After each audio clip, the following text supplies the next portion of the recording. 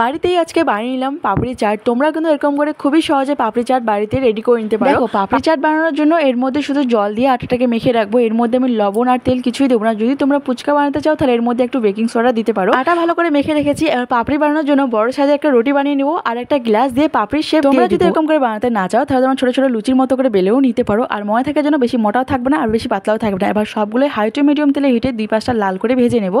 আর পাপড়িগুলো দেখো কতটা ক্রিস্পি হয়েছে।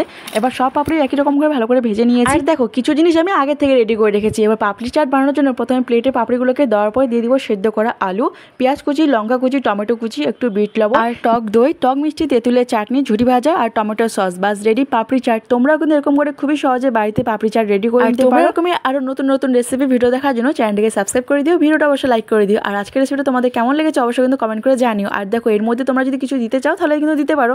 বাইরের পাপড়ি চাটের থেকে কিন্তু বাড়ির পাপড়ি চাটটা সব থেকে বেশি টেস্ট হয়েছে।